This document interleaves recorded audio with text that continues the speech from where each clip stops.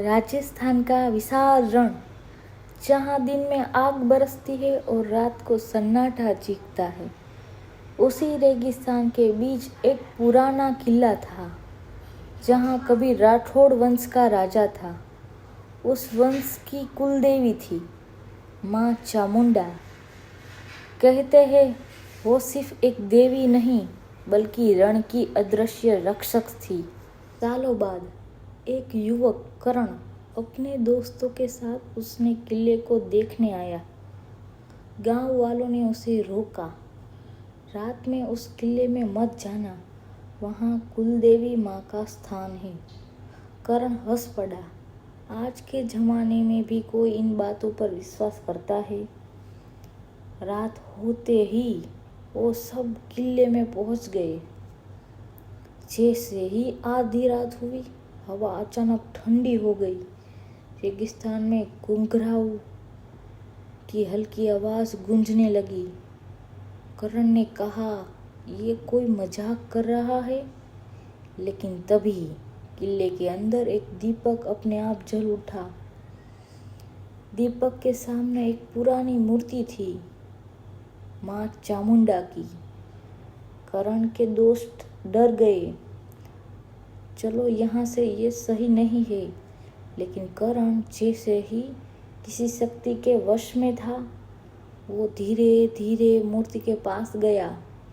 तभी उसके कानों में आवाज आई, तू मुझे चुनौती देने आया है? करण कांप गया। कौन कौन है? अचानक पूरे किले में तेज प्रकाश फैल गया और उस प्रकाश के बीच एक दिव्य रूप प्रकट हुआ। माँ चामुंडा। उनकी आंखों में शक्ति थी और स्वयं में गूंजता हुआ आदेश, जब जब इस वंश ने मुझे याद किया, मैंने रण में उन्हें विजय दिलाई है। और जब जब उन्होंने मुझे बुलाया है, रण में उन्हें निगल लिया है। करण ने डरते हुए पूछा, अगर इंसान मेहनत करे तो क्या देवी देवता जरूरी है? माँ मुस्कुराई, लेकिन उत्तर गहरा था। मेहनत रास्ता बनाती है, लेकिन रक्षा और दिशा वो केवल श्रद्धा से मिलती है। कुलदेवी वो शक्ति है जो तुझे तेरे वंश से जोड़ती है। अचानक रेगिस्तान में तेज आंधी चलने लगी। करण को ऐसा लगा जैसे रेत उसे खींच रही है। उसके दोस्त बाहर भाग गए, लेकिन करण वहीं फंस गया। वो चिल्लाया, माँ बचा लो, माँ बचा लो। जैसे ही उसने पहली बार सच्चे दिल से माँ कहा, आंधी अचानक रुक गई। एक दृश्य शक्ति ने उसे बाहर खींच लिया और किले का दरवाजा अपने आप बंद हो गया। सुबह करण गांव में मंदिर गया। उसने सिर झुकाकर कहा, माँ अब समझ आया, आप सिर्फ एक मूर्ति नहीं, बल्कि हमारी रक्षा करने वाली शक्ति हो।